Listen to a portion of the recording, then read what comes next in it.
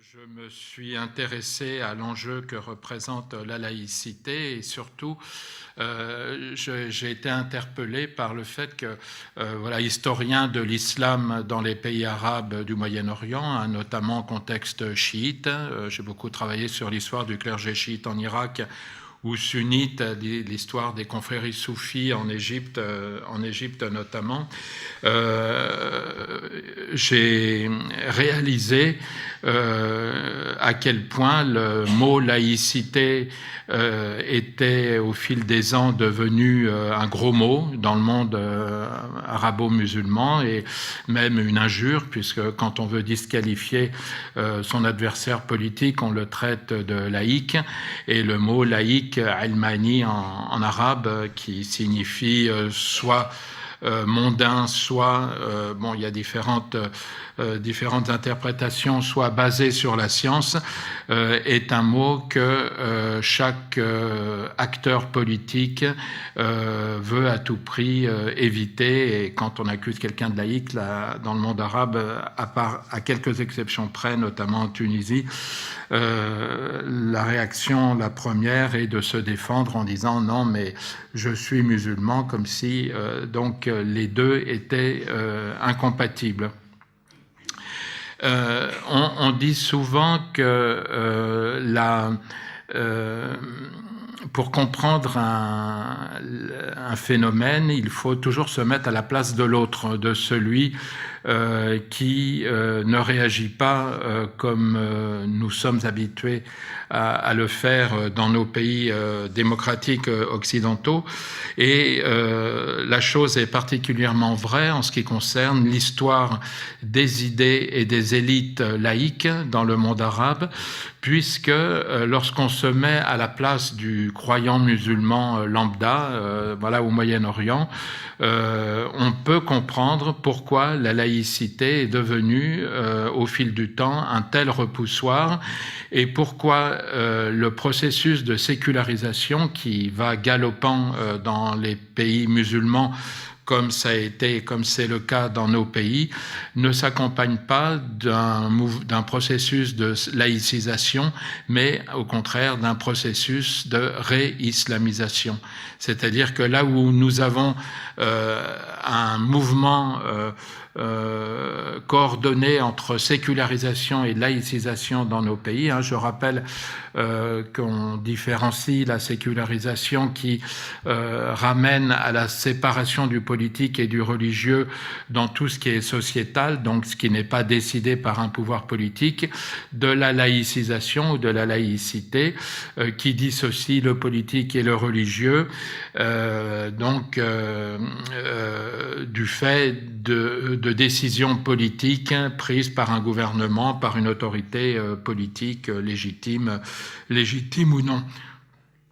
Ces deux processus donc se sont accompagnés, se sont renforcés mutuellement dans nos pays, notamment en France, et tel n'a pas été le cas dans les pays musulmans, qu'ils soient de tradition sunnite, donc l'essentiel des pays arabes, à l'exception du Liban et de l'Irak ou de Bahreïn, soit chiite, donc essentiellement du point de vue d'un système politique, je me réfère là à l'Iran, qui est le seul pays au monde à avoir le chiisme duodécimain comme religion officielle de l'État.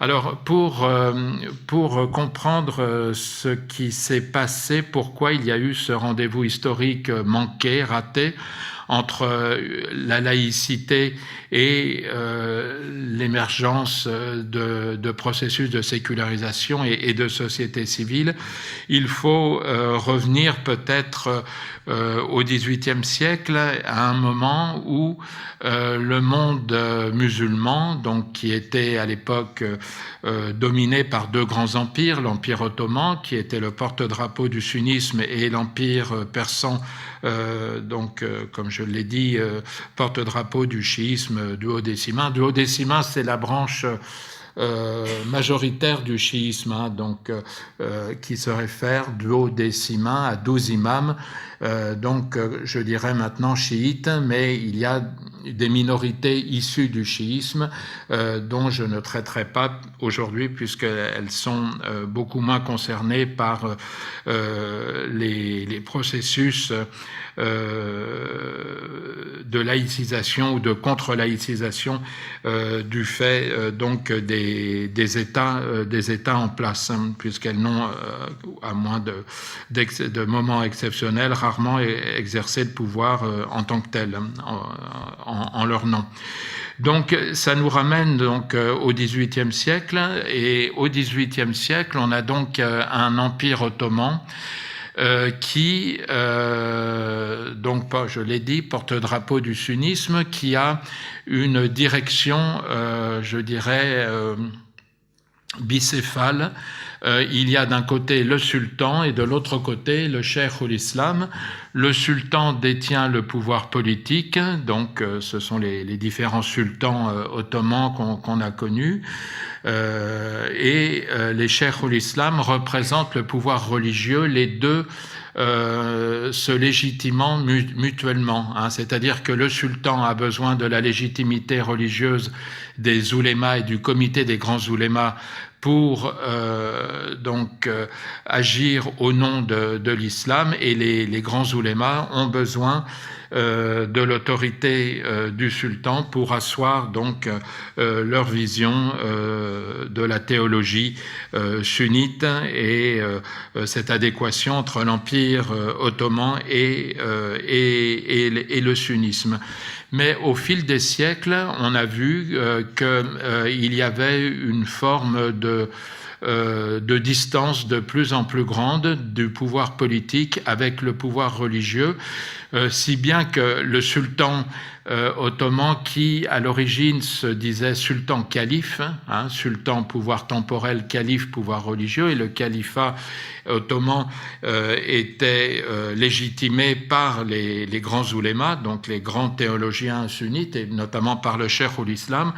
Au fil du temps, au fil des siècles, ils vont finalement laisser oublier leur fonction califale pour ne plus se réclamer que comme sultan.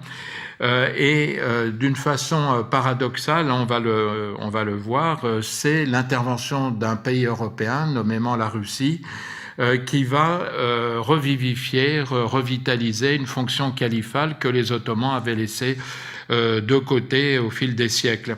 Ce sera notamment l'occasion lors du traité de Küçük-Kaynarca, qui est un traité de paix entre l'Empire ottoman et la Russie en 1774, et qui sanctionne la perte de la Crimée, majoritairement musulmane, qui est conquise par l'Empire russe.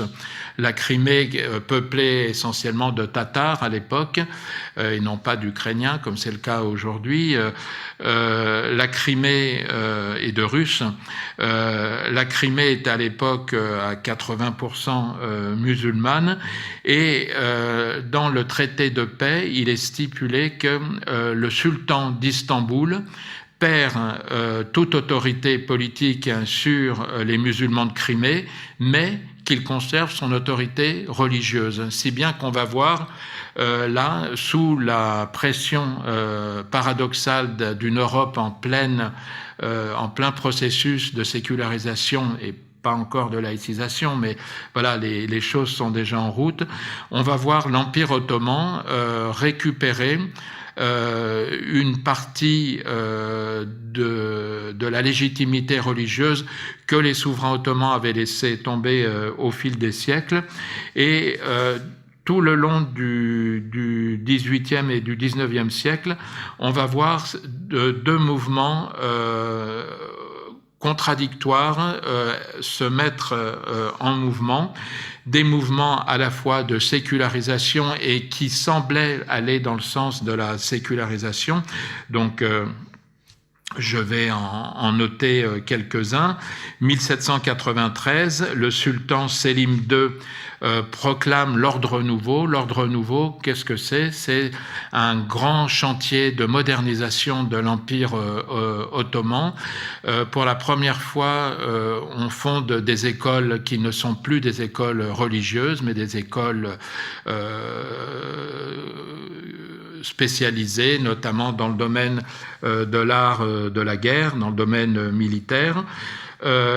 En 1926, donc au début du XXe siècle, le sultan Mahmoud Ier abolit les janissaires et même il les passe au fil de l'épée. Les janissaires, c'était cette garde prétorienne qui agissait pour le compte des oulémas et qui était censée défendre leurs prérogatives face à des sultans qui parfois avaient tendance à prendre tout l'espace du pouvoir politique.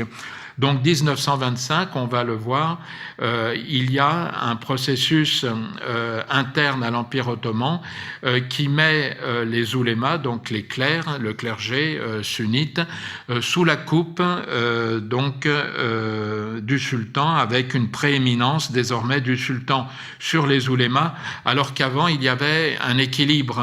On a même vu certains sultans au XVIIe siècle, sultan ottoman, déposés par les oulémas parce qu'ils étaient en désaccord avec lui. À partir du début du XXe siècle, donc il y a une prééminence du sultan qui va mettre en avant sa fonction califale, sultan calife, sultan pouvoir temporel, calife pouvoir spirituel, d'autant plus facilement qu'il récupère à son profit une partie du pouvoir spirituel des oulémas qui, du coup, sont à sa coupe et qui est sous sa coupe et qui ne sont plus là que pour finalement légitimer le pouvoir politique. Toujours dans le même sens, il va y avoir un grand chantier de modernisation de l'armée. Il faut rappeler que l'armée ottomane donc a envoyé ses officiers supérieurs se former dans les écoles militaires européennes, notamment allemandes, françaises, mais aussi dans les provinces européennes de l'Empire ottoman. Et les académies militaires les plus célèbres étaient à l'époque à Thessalonique, donc qui est aujourd'hui en Grèce. Et ces écoles vont devenir les vecteurs d'idées venues des pays occidentaux, c'est-à-dire qu'on exporte une technologie militaire, mais aussi des valeurs qui vont fonder ce qu'on va appeler par la suite le réformisme militaire. C'est-à-dire que les militaires vont devenir, dans l'Empire ottoman, l'armée ottomane va devenir le fer de lance d'idées véhiculées notamment par la franc-maçonnerie française et italienne, belge également, qui va s'implanter dans les académies militaires et qui va peu à peu gagner donc la hiérarchie supérieure militaire à des idéaux et politiques en provenance d'Europe. Parmi ces idéaux, il y a évidemment l'idéal constitutionnel, l'idée selon laquelle la Constitution est une nécessité, et on va voir donc la formation pour la première fois d'un parti constitutionnaliste dans l'Empire ottoman. Les tanzimat, ce qu'on appelle les tanzimat, T-A-N, je vais l'écrire.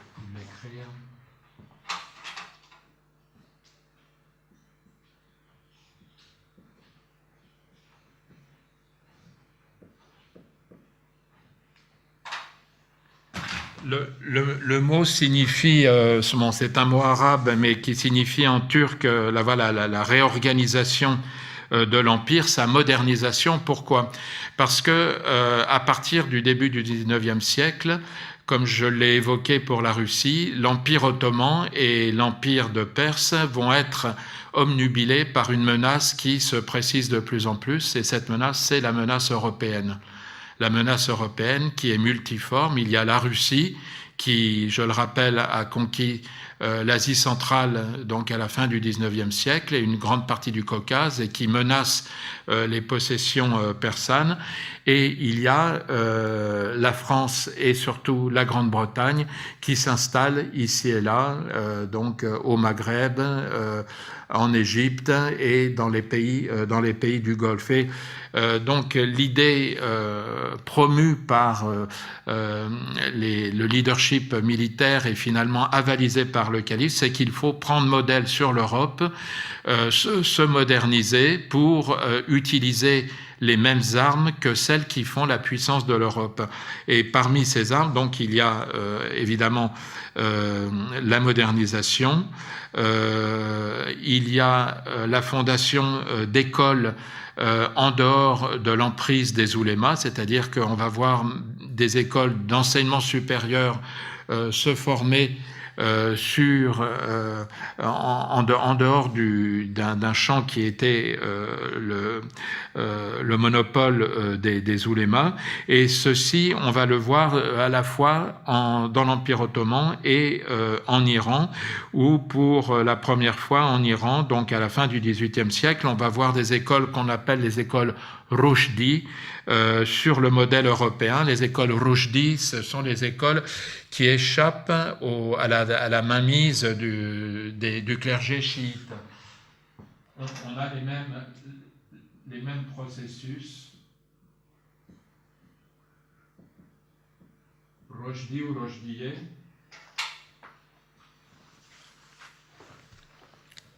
Donc l'idée selon laquelle il faut, d'une certaine façon, à la fois utiliser la modernité européenne pour mieux repousser les appétits des grandes puissances européennes contre les grands empires musulmans, mais aussi mettre l'islam, la religion, sous la tutelle de l'État.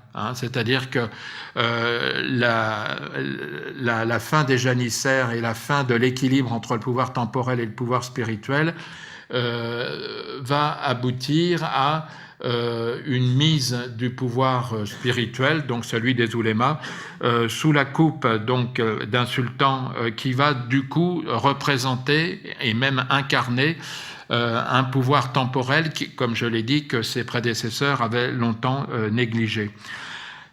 Ces tensions vont aboutir à certaines actions terroristes, notamment de la part à la fois d'une partie de la hiérarchie militaire, mais aussi de milieux influencés par la franc-maçonnerie. Ça va être le cas en 1896, lorsque le Shah d'Iran est assassiné par un proche des francs-maçons, qui reproche au Shah d'avoir abrogé la constitution, la première constitution, le projet de constitution persane, qui va mettre beaucoup plus de temps finalement que dans les pays voisins pour voir le jour. Donc Nasser ed-Din Shah est assassiné en 1896 et on va voir dans tous les pays sous la domination ottomane, qu'elle soit virtuelle ou réelle,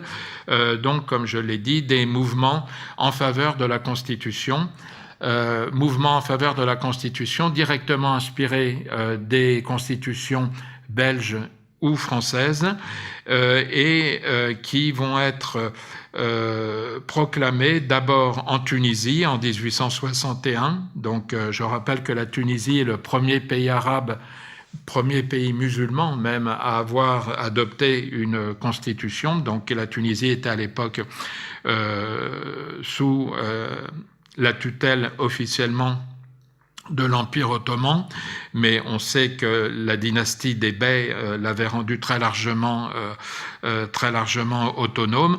Et enfin, en 1876, première constitution ottomane qui sera abrogée très vite, puisqu'il y aura une contre-révolution et qu'il faudra attendre 1908 pour qu'une seconde révolution ottomane donc installe cette fois-ci de façon durable, avec l'arrivée au pouvoir des jeunes Turcs, une constitution qui va préparer la voie au kémalisme. Les jeunes Turcs sont des militaires, hein, je l'ai dit, hein, les armées ont une importance essentielle dans la diffusion des idéaux laïques ou laïcisants. On le voit avec les jeunes Turcs, mais on va le voir aussi avec Mustafa Kemal, qui est lui-même également un militaire. Donc ces élites vont continuer à puiser dans l'héritage idéologique européen et plus précisément dans celui de la sociologie européenne. On va voir un certain Ziya Gökalp, le fondateur de la sociologie turque, parler pour la première fois dans le monde musulman de la laïcité, qu'il traduit par ladini. Bon, c'est un mot qui malheureux puisqu'il signifie en fait athée. Mais il a assez vite compris qu'il fallait changer de mot. Donc, en fait, en Turquie, le mot laïque désigne, laïque ou laïclique désigne aujourd'hui la laïcité, alors que l'adini est l'épouvantail, puisque cela désigne l'athéisme, l'athée. Ziya Gökalp.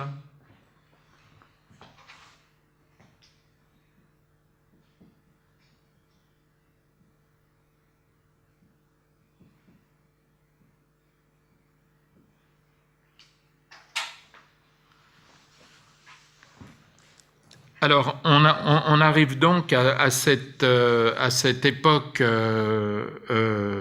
charnière du début du XXe siècle où l'essentiel du monde musulman va basculer avec la disparition de l'Empire ottoman, du califat et l'occupation de l'immense majorité des pays musulmans par les puissances européennes.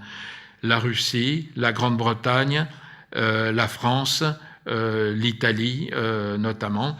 Et donc, ce traumatisme, plus qu'un traumatisme, ce tremblement de terre, puisque l'occupation militaire des pays musulmans a correspondu à l'abolition, pour la première fois dans l'histoire, des institutions musulmanes, va se faire d'une façon très particulière.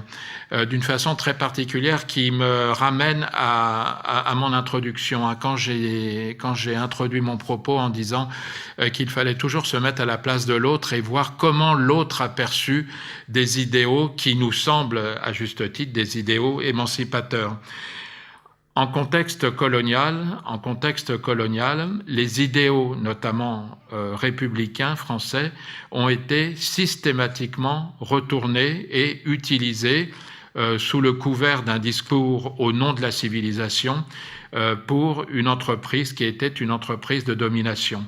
Alors, comprenez-moi bien, je ne dis pas que la colonisation a été faite au nom de la laïcité, pas plus qu'elle n'a été faite au nom du christianisme. Non, la colonisation a été faite surtout en contexte français au nom, alors il y a un mot qui est fétiche dans la bouche de tous ceux qui ont défendu la colonisation, au nom de la civilisation. Il s'agissait de civiliser. Et celui qui représente le mieux ce discours, c'est le père de notre école laïque, Jules Ferry, qui était plein de bonnes intentions. Et qu'est-ce que ça voulait dire civiliser? Ça voulait dire tirer du sous-développement des pays qui ne demandaient qu'à se moderniser, mais il y avait un obstacle. Et cet obstacle, quel était-il? C'était la trop grande influence de la religion. En l'occurrence, il n'était pas spécialement anti-musulman, il était plutôt allergique aux religions, mais il n'avait rien de spécifiquement anti-musulman, simplement ce qu'il voyait dans l'influence prégnante de l'islam sur les sociétés musulmanes la cause du sous-développement des pays musulmans. Dès lors, évidemment, il va dire qu'il faut civiliser ces pays, c'est-à-dire les tirer du sous-développement dû à la trop grande influence de l'islam. Et on est donc là à l'origine d'un malentendu,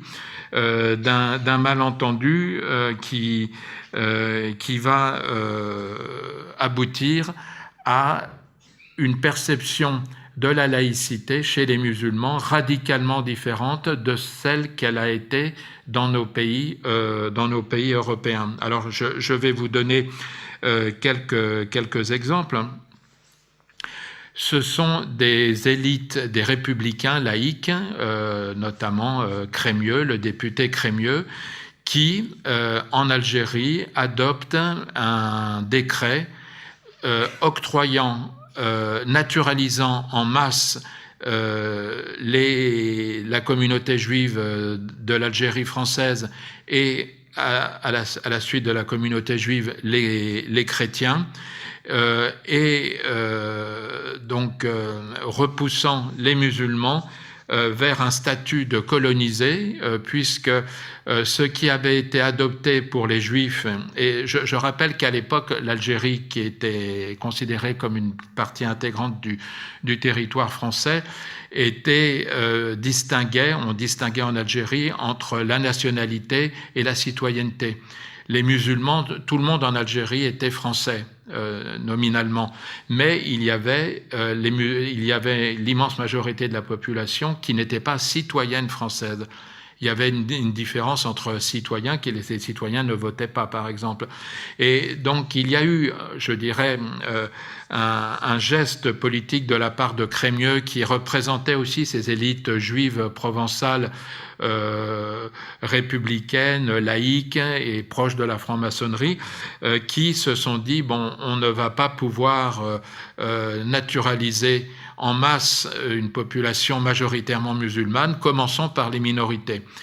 Et donc les minorités en question, ça a été la minorité juive d'Algérie, puis la minorité chrétienne, et les musulmans se sont vus octroyer, si l'on peut dire, la place du colonisé, puisqu'ils ont été les seuls à ne pas avoir accès à la citoyenneté, non pas que ça leur ait été refusé, mais ce qui a été décidé d'une façon communautaire et même autoritaire, puisqu'un certain nombre de Juifs d'Algérie très attachés, le marché, si l'on peut dire, c'était vous devenez citoyen français, mais vous abandonnez le statut personnel religieux, donc juifs en l'occurrence. Donc un certain nombre de juifs très attachés au statut personnel ont refusé la citoyenneté et donc ont migré vers la Tunisie ou vers le Maroc. Mais l'immense majorité, même si les rabbins d'Algérie ont dénoncé le décret Crémieux comme un décret anti-religieux, ont finalement accepté. Et même s'il y a des discours nostalgiques aujourd'hui des juifs d'origine algérienne, je dois dire que ce voyage vers l'Occident a plutôt produit des choses positives, reconnues comme telles donc par cette communauté. Mais là où le bas blesse, c'est que pour les musulmans, ils ont vu donc des compatriotes qui n'étaient pas des colons, juifs d'Algérie, qui étaient arabes ou berbères, devenir citoyens français, alors que pour les musulmans, on leur demandait la même chose, de délaisser le statut personnel musulman, mais sur une base individuelle. Donc on a eu quelques dizaines de milliers de musulmans qui sont devenus citoyens français, et on imagine bien que pour l'immense majorité, abandonner le statut basé sur la charia était quelque chose d'impensable. Du coup, l'islam est devenu la religion du colonisé. Les Juifs ont été considérés comme des traîtres qui étaient passés du côté du colonisateur. Bon, pour les catholiques, la chose était entendue, mais ceci a été renforcé par les discours des élites qui ont présidé à la colonisation de l'Algérie, de la Tunisie et du Maroc. il faut bien se souvenir que la colonisation du fait de la France a été le fait d'élites républicaines et laïques et non pas le fait de la droite royaliste.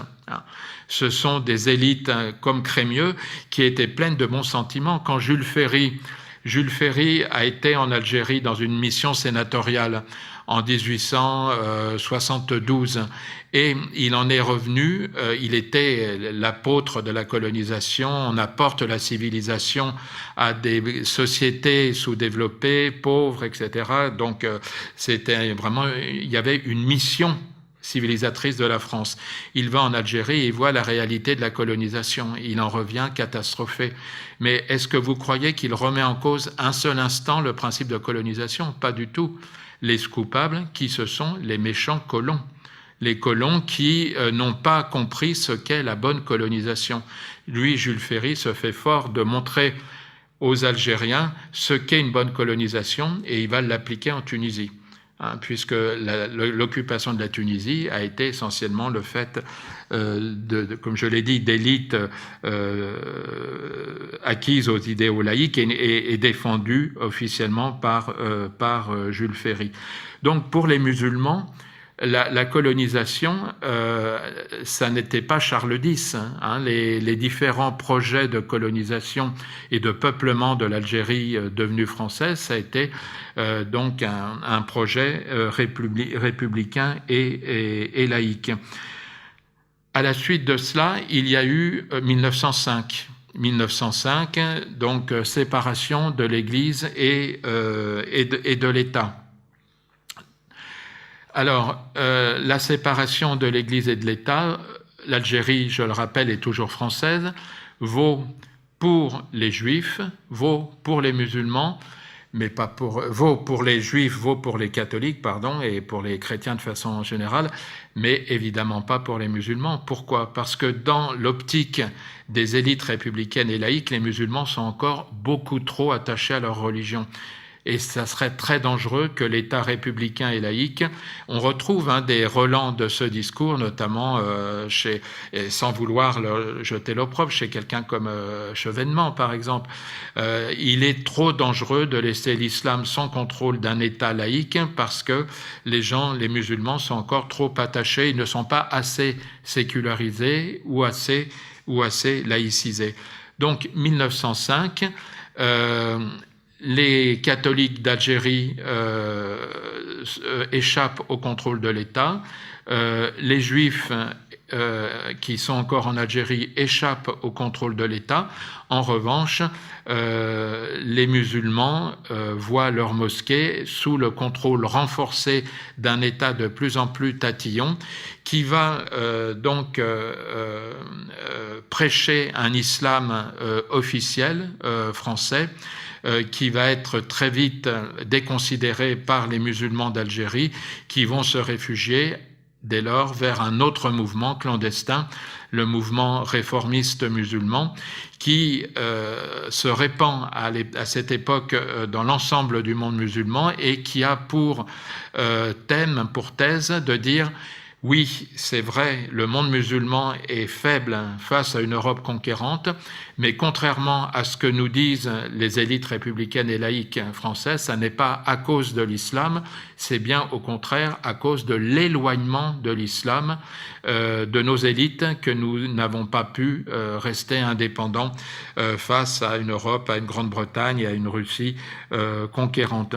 Donc c'est le mouvement qui, avec quelqu'un comme Ben Badis, par exemple, le mouvement des oulémas, à la fin des années 1920, va ouvrir la voie à des mouvements frères musulmans au Mashrek, enfin au Moyen-Orient, et à des mouvements qui vont aboutir donc au mouvement, à ce qu'on appelle les mouvements islamistes,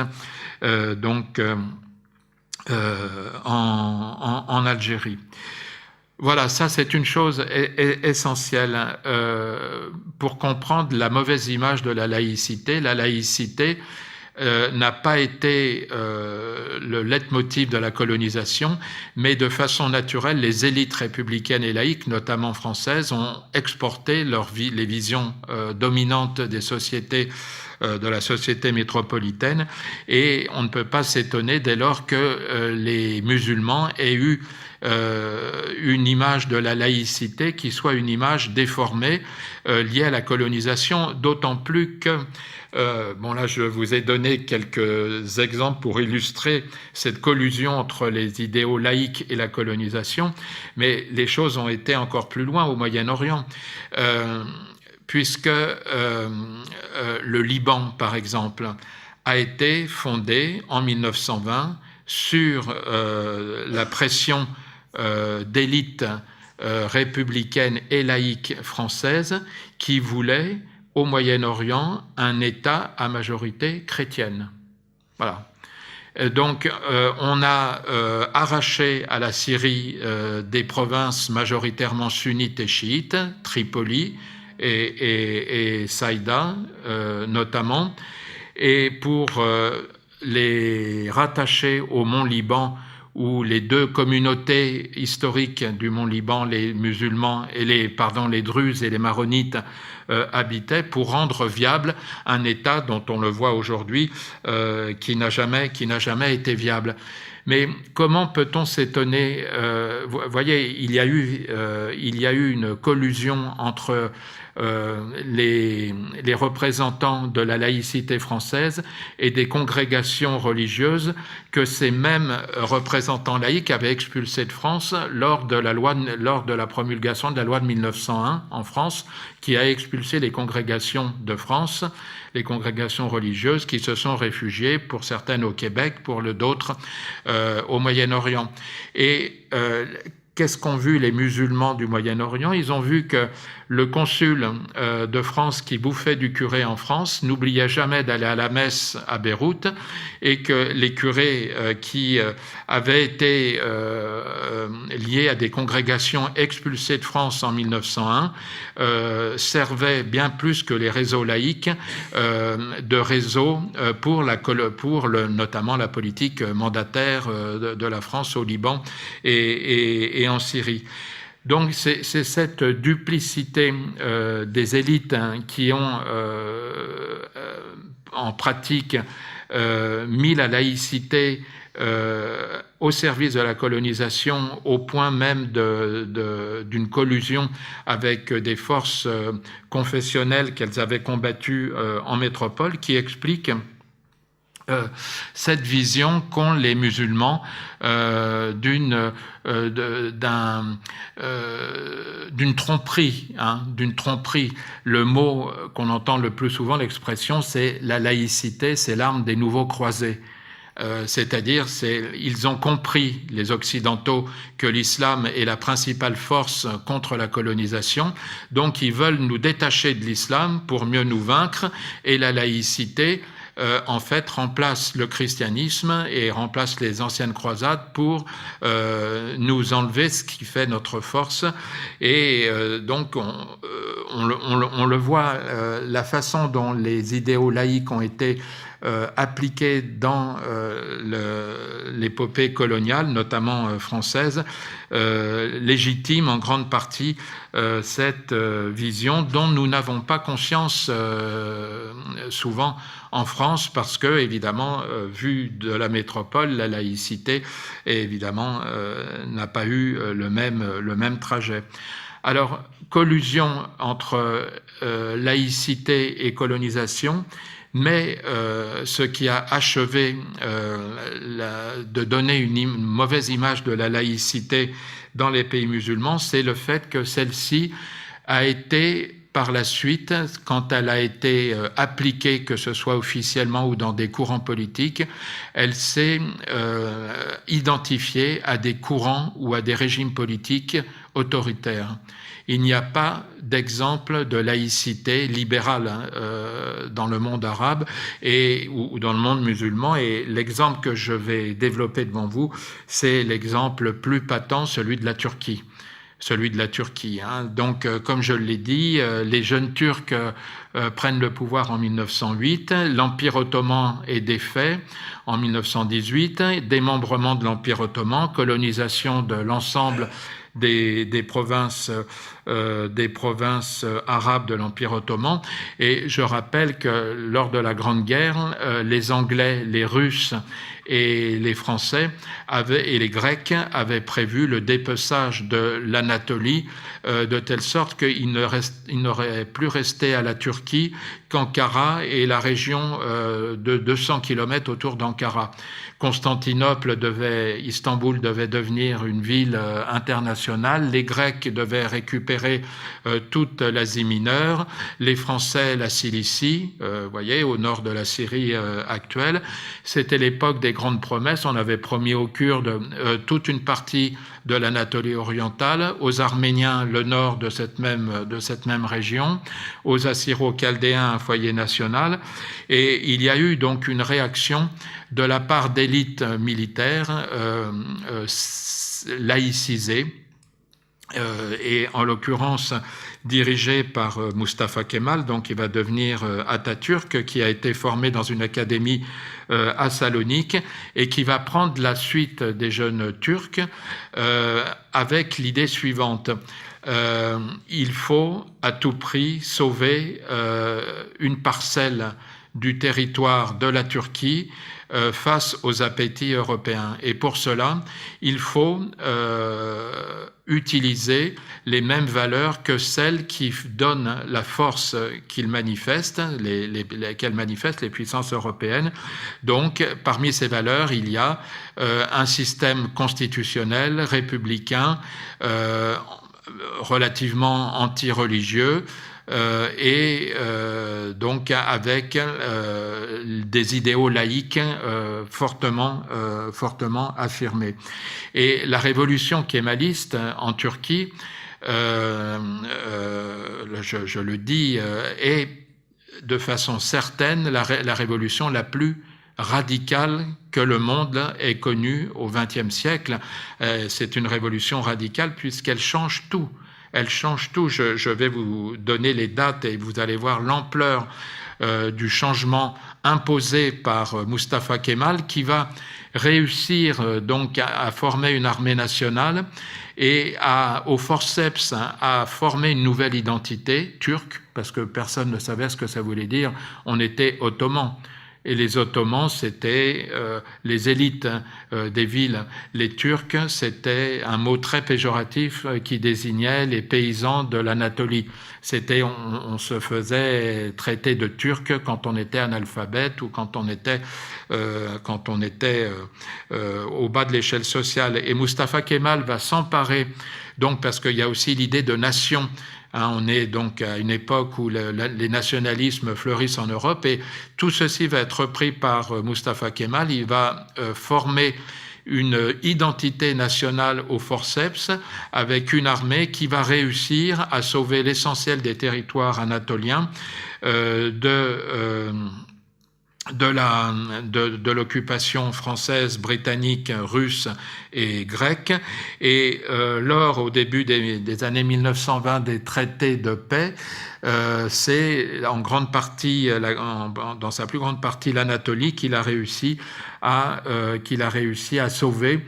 C'est d'ailleurs le seul exemple qu'on ait d'un territoire musulman à l'époque qui ait réussi à échapper à une colonisation presque totale du monde musulman du Maroc jusqu'à l'Indonésie.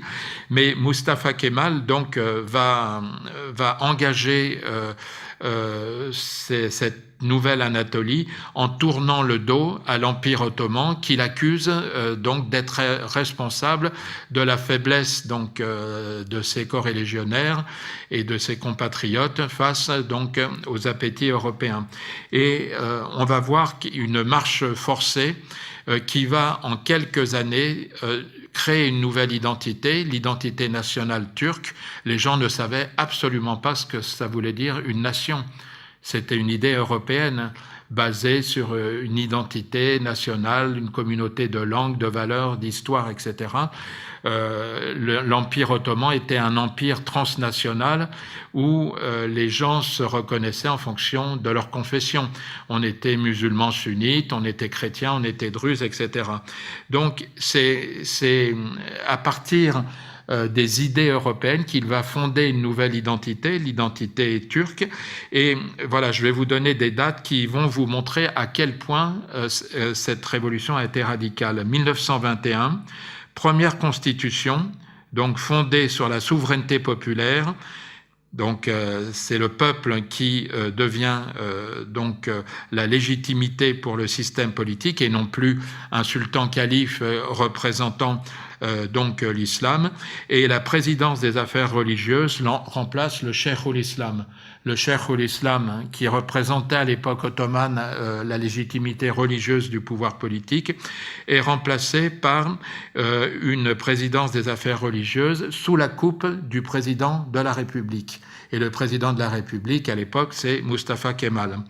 1922, abolition du sultanat. Le sultanat, c'est le pouvoir temporel ottoman. Il n'y a plus de sultan. 1923, la République est proclamée. 1924, l'enseignement religieux est supprimé. Donc Mustafa Kemal imite ce qu'ont fait les Français en 1901, avec la loi de 1901. L'enseignement religieux est supprimé. 1924, la présidence des affaires religieuses est rattachée au Premier ministre. Et c'est elle qui nomme les cheikhs et les imams, c'est-à-dire que c'est l'État républicain et laïque qui forme le personnel religieux. 1924 également, le califat est aboli. Il y a eu un dernier calife qui n'était plus sultan, qui était encore calife, et le califat est aboli, donc il n'y a plus d'autorité religieuse, hormis ce personnel religieux qui est formé à la laïcité dans des écoles qui sont contrôlées par le Premier ministre. 1925, il y a un nouveau code civil qui est adopté. 1925 encore, les confréries soufis qui était la chaire de l'islam, la CHAIRE, puisque ça structurait la piété populaire, sont interdites. Les confréries soufis sont interdites. 1925 également, la polygamie est interdite. 1925, le port du fès, le costume, on s'attaque également au costume, le port du fès est interdit. 1926, la Turquie introduit le calendrier occidental, c'est-à-dire que le calendrier musulman est aboli et quiconque se réfère au calendrier lunaire musulman et non pas au calendrier solaire occidental risque plusieurs mois de prison. 1926, les tribunaux appliquant la charia sont interdits et le code civil suisse remplace la loi coranique dans le statut personnel. C'est-à-dire qu'il n'y a plus de statut personnel basé sur l'islam. 1928, abolition de l'article faisant de l'islam la religion de l'État. 1928, également très important, l'alphabet latin est adopté et on diabolise l'alphabet arabe. C'est-à-dire que c'est pour empêcher les gens d'avoir accès à la littérature d'avant. La littérature ottomane ou arabe qui était écrite en caractère arabe, les gens vont devenir des analphabètes historiques, c'est pour leur faire oublier un passé qui était marqué donc par l'islam. L'alphabet latin devient donc l'alphabet d'une nouvelle langue, puisqu'on expurge tous les mots arabes et persans, et tout à fait dans la lignée des nationalismes, notamment allemands, on va puiser dans les mots d'Asie centrale des turcismes, des turcismes pour remplacer les mots arabes et persans. Et notamment, on va tenter de remplacer le mot de Dieu, Allah, par un mot que personne n'utilisera. En vérité, Tanrı, T-A-N-R-I, mais vous pouvez l'oublier, qui est un mot qui est originaire de Mongolie intérieure, d'où les Turcs, dans la vision nationaliste turque, dont les Turcs prétendent descendre. Et donc tout ceci visait évidemment à désislamiser donc la société turque. 1930, une première dans le monde musulman, et pas seulement droit de vote pour les femmes au municipal. 1930 également,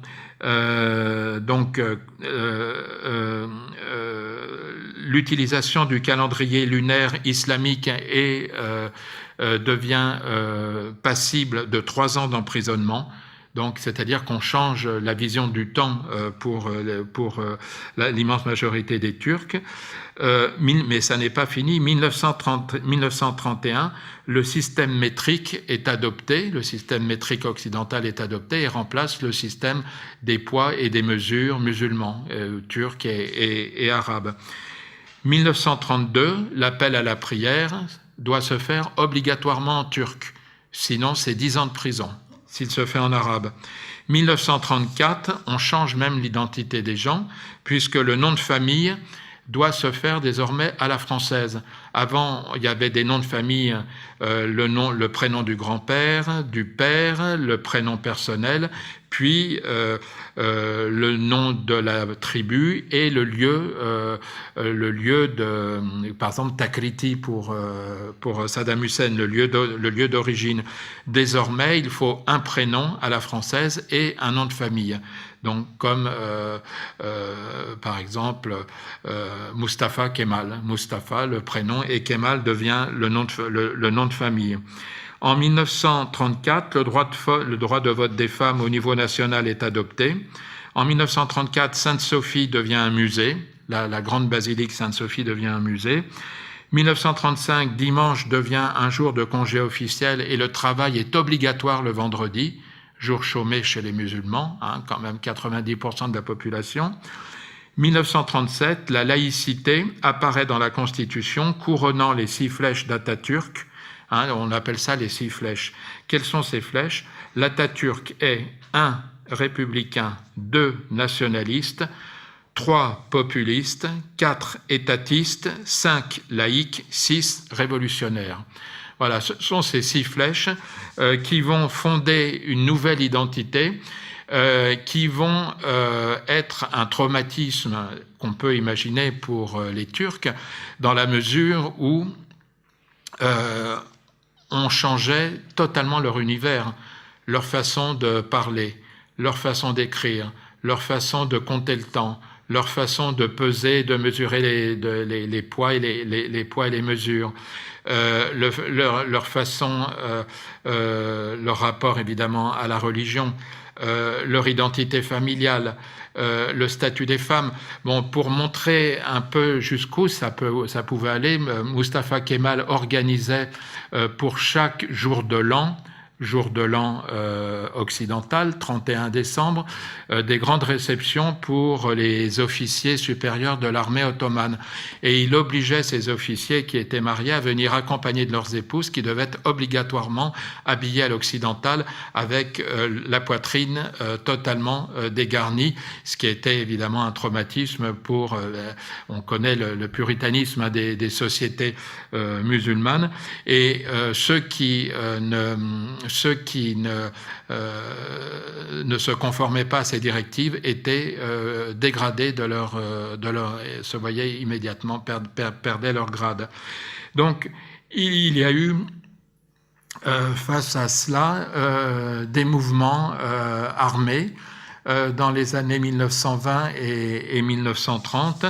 Il y a eu des mouvements armés qui étaient souvent le fait des confréries soufis. Des confréries soufis qui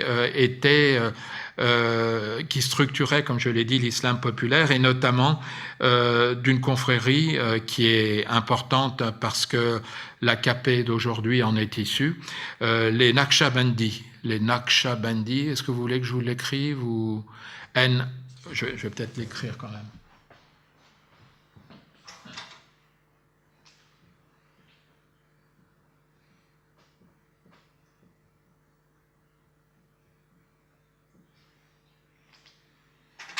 Voilà, les Naqshbandis, c'est un ordre soufi qui existe du Maroc sunnite orthodoxe, qui existe du Maroc à l'Indonésie.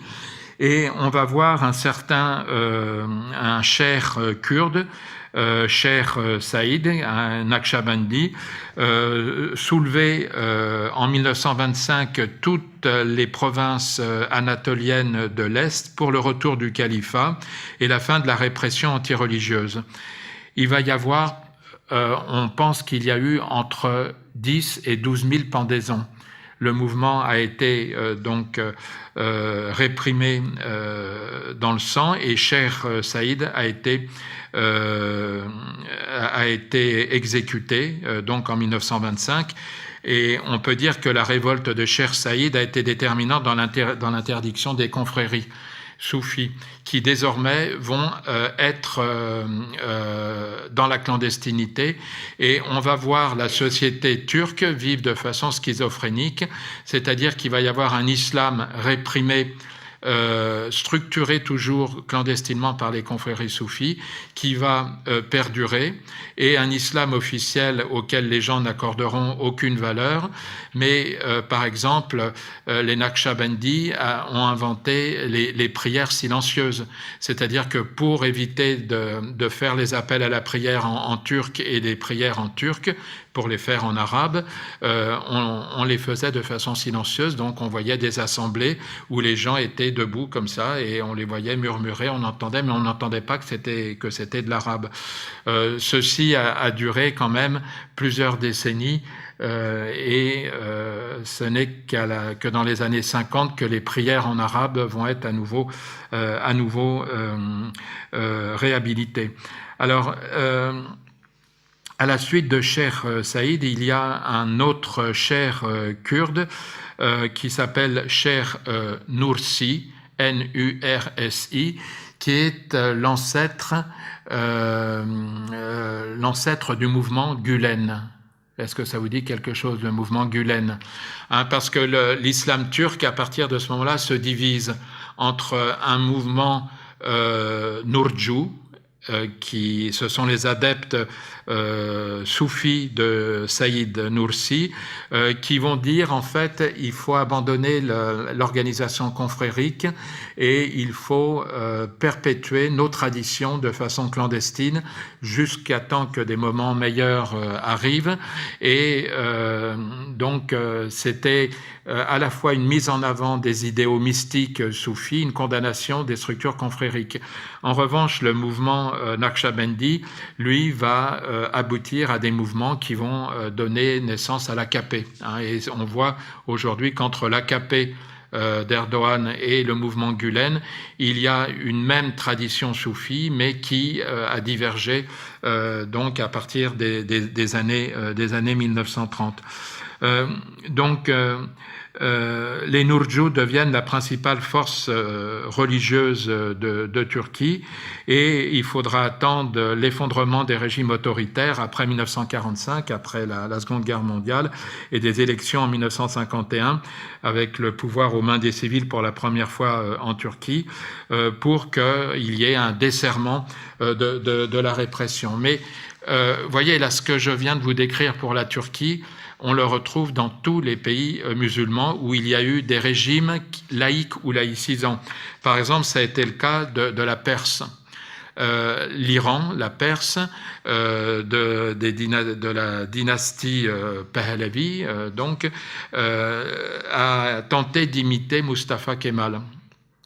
Et ça a été notamment le cas de Reza Shah, le père du Shah déchu, qui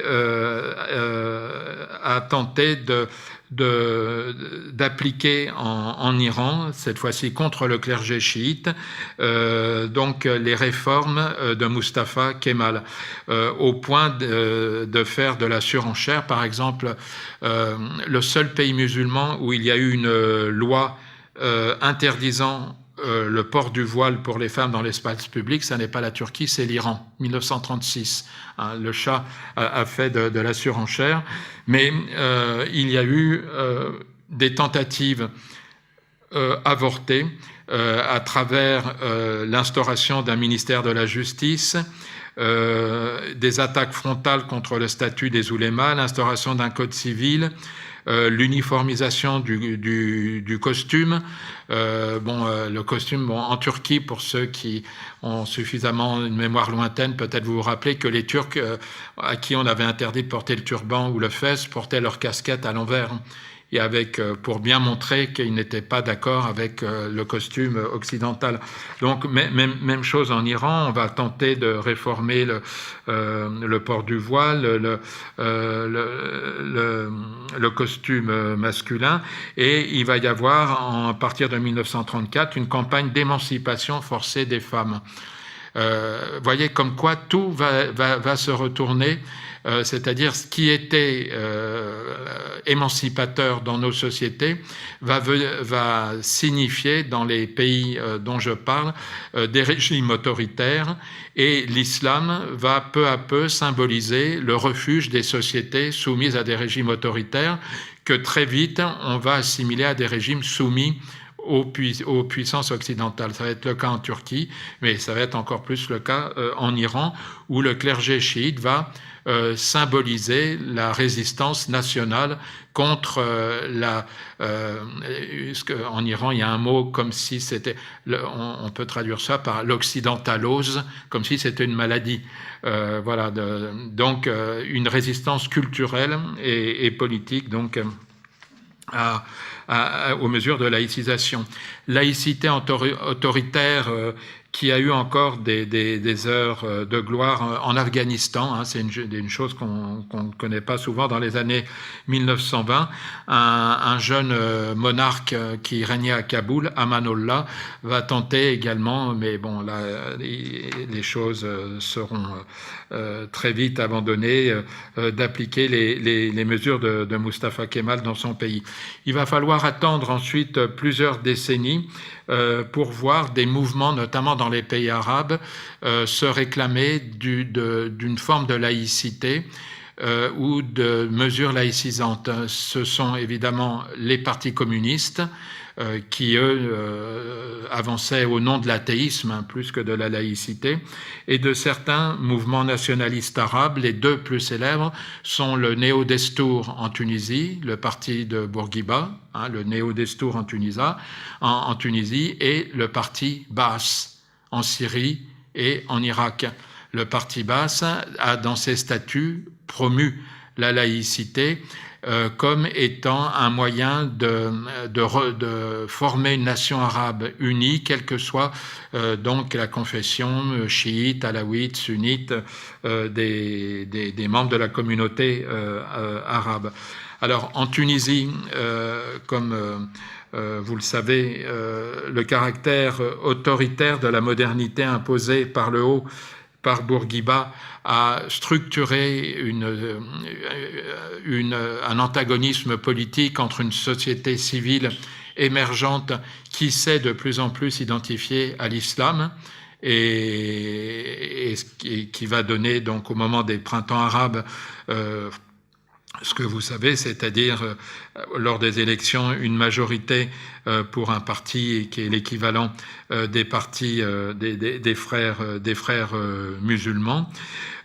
En Iran, il va y avoir au moment où les constitutionnalistes laïcs vont prendre le pouvoir entre 1908 et 1906, la pendaison d'un grand ayatollah, Fazlollah Nouri, qui va achever la rupture entre les laïcs et les religieux et qui va faire de l'islam chiite et du clergé chiite le fer de lance de la lutte contre l'influence européenne et la colonisation, là où les francs-maçons et les mouvements laïcs ou socialisants vont être considérés comme des agents soit de la Russie bolchevique, soit des Anglais, soit donc des Français. Alors il y a également des mouvements laïcisants, sans être laïcs de façon formelle, comme certains mouvements nationalistes arabes, le mouvement nassérien par exemple, qui s'est affronté, comme vous le savez, aux frères musulmans, avec en 1966 la pendaison de Sayyid Qutb, l'idéologue des frères musulmans, qui a été le climax de l'affrontement entre ces deux tendances, et ceci va aboutir au moment des printemps arabes, après les élections, à la victoire électorale des frères musulmans.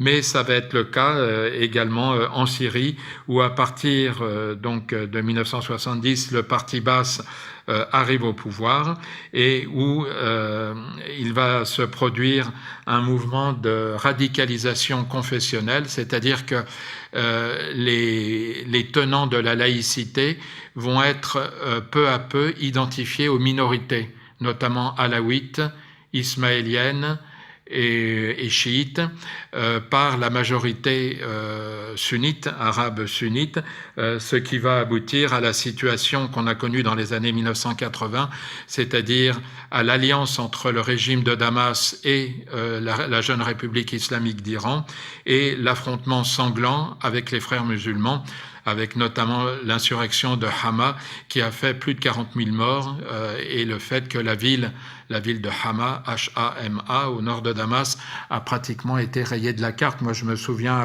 puisque j'avais connu la ville avant et après, et quand je suis retourné à Hama après la répression, même le tracé des rues, on ne reconnaissait plus le tracé des rues. La ville avait été totalement détruite et rasée. Même chose en Algérie, même si le FLN ne voulait pas promouvoir de façon explicite la laïcité, il se rattache à tous ces mouvements socialistes arabes, du socialisme arabe, qu'on peut peut-être résumer par plusieurs caractéristiques. Il y a d'abord l'étatisme, le fait que c'est l'État qui contrôle l'islam, et donc il n'y a pas de séparation, évidemment, et c'est un État tout-puissant. Le parti unique, dans tous les pays dont j'ai parlé, le premier c'était la Turquie, qui a eu un parti unique pendant plusieurs décennies. Le réformisme militaire, dont j'ai parlé, de ces élites militaires qui voulaient moderniser de force des sociétés. On ne modernise pas de force des sociétés. Les sociétés se modernisent par elles-mêmes. Donc, c'est le cas de Mustafa Kemal, de Reza Khan en Iran, de Nasser en Égypte, de Sadat, de Moubarak, d'Assad, de Ben Ali et de Boumedienne, qui étaient tous des militaires. Donc, ça renvoie également en Turquie au rôle du Conseil de sécurité nationale, le MGK, qui a été l'auteur de différents coups d'État dans les années 60, 70 et 80 en Turquie.